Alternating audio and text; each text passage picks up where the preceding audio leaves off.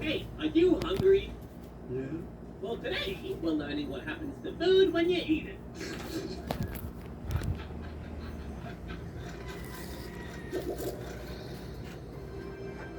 Food is generally made up of 6 basic components: carbohydrates, proteins, fats, micronutrients like vitamins and minerals, fiber, and water. Right now, they're too big for your body to use, but that's where the human digestive system comes in. It's specifically designed to break food down so it's small enough to absorb, so we can grow and get fat. And it all starts in stage 1, the mouth. Did you know that just like all the spiders and bugs and stuff, we create digestive juices in our mouth?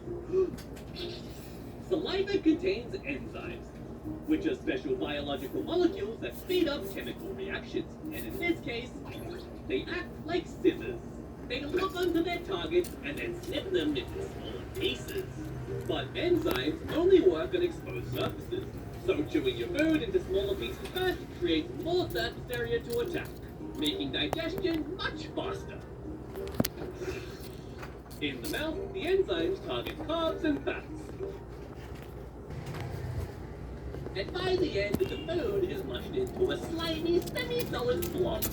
Inside, carbs and fats have been digested a tiny bit, and some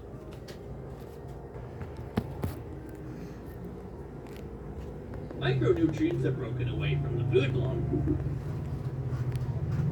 Otherwise, everybody else looks unharmed. For now, the blob is then swallowed into the esophagus, a squishy tube connecting your throat to your stomach. When the esophagus senses food, it starts squeezing in waves, pushing it downwards in a process called peristalsis. At the end of the esophagus is a circular ring of muscle called a sphincter, which automatically opens when food approaches. Reaching stage 2, the stomach. Filled with corrosive hydrochloric acid. This acid is helpful for killing bacteria. You know, for when you drop your food on the floor and you eat it anyway. Although some bacteria like Salmonella and E. coli are acid resistant and can still give you food poisoning. But if the acid is so destructive, why doesn't it burn a hole through your stomach? Well, it protects itself by secreting a thick layer of bicarbonate-rich mucus that neutralizes the acid before it can cause any damage. The stomach also releases digestive enzymes which target fats and proteins. Proteins are normally tightly folded complex structures, but the acid causes them to unfold, increasing their surface area so enzymes can attack them more easily. Meanwhile, the stomach is constantly churning, further mixing food in with the digestive juices. So after the stomach stage, proteins have undergone major digestion, further mixing food in with the digestive juices. So after the stomach stage, proteins have undergone major digestion, fats have been broken down a little more micronutrients have crumbled away, a small amount of water has been absorbed through the stomach walls, and fiber still hasn't been touched. What we're left with is a semi-liquid mixture of food and digestive juices called chyme. It all exits through another sphincter, which lets tiny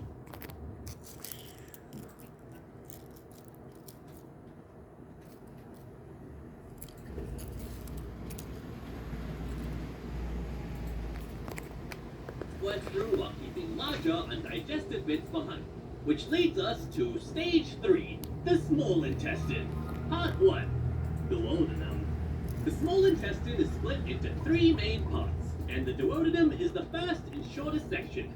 Right now, the chyme is still highly acidic, but without the same protective lining as the stomach.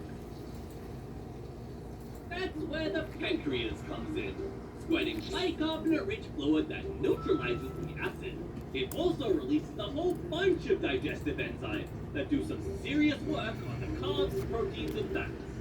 There's one problem though. Fats naturally clump together in water, forming large blobs that are much harder for the enzymes to attack.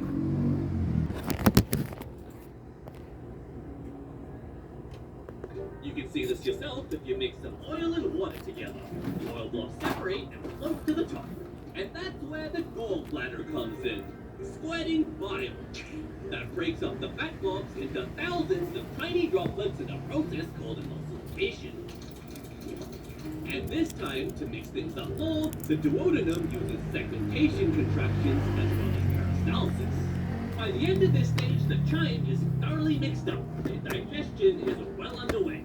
So to recap, carbs, proteins, fats, and micronutrients look pretty beat up right now.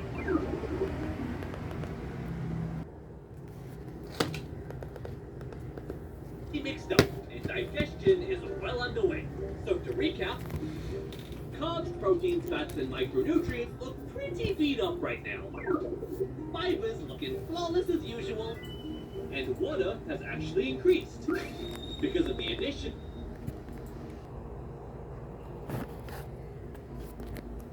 of the pancreatic juices and bile. The chyme now flows on to stage 4, the small intestine, part 2. Judging up the Every time I tap my salad cart. When the chyme reaches here, it's a thin liquid, and most food molecules are now small enough to be absorbed. Absorption happens through tiny finger-like stubs called villi. They're 5 millimeters tall, but there's millions of them lining the intestinal wall. And every villus has microvilli, even tinier finger-like stubs on the finger-like stubs. Fingerception. They're covered in a final layer of enzymes for any last-minute digestion. And to top it all off, the jejunum and ileum together are about 20 feet long, which creates a massive absorption area. That's right, 20 feet of flesh rope all coiled up inside you, right here. Now let's see what happens to our 6 victims during this stage.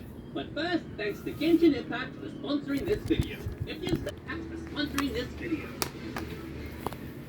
Now, back to our victims. Carbs and proteins reach the villi and are absorbed straight into the bloodstream. But because fats float on top of the watery chyme, they're too far away for the villi. This is where bile salts from the gallbladder come to the rescue again.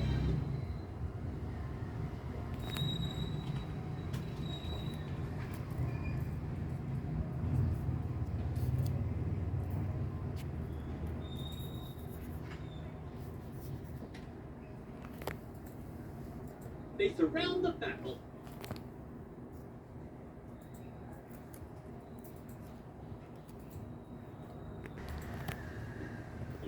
forming tiny packages called micelles.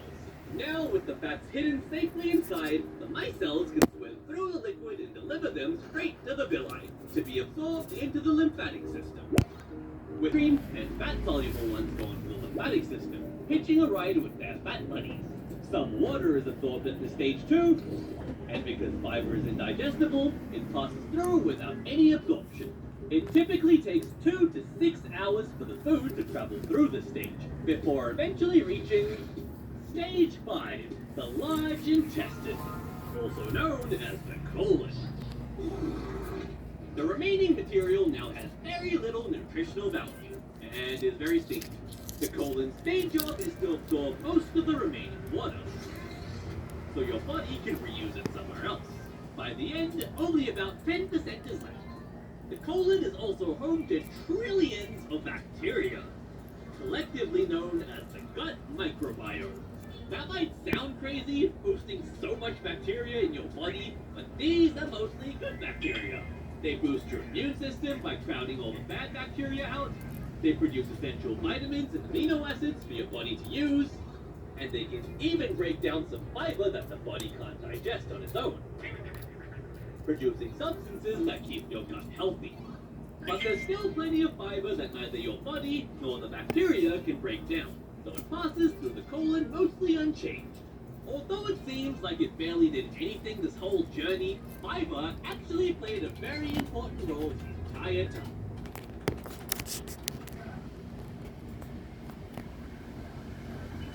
It bulked up the chyme and helped regulate how quickly it moves through your intestines, giving your body plenty of time to absorb as many nutrients as possible. Without you, digestion just wouldn't be the same. And finally, mixed with the remaining water, bacteria, shed intestinal cells, bile pigments, and tiny traces of leftover nutrients, the fiber reaches the rectum, having fully transformed into poop. And then out you go. I always knew you were a stinker. No,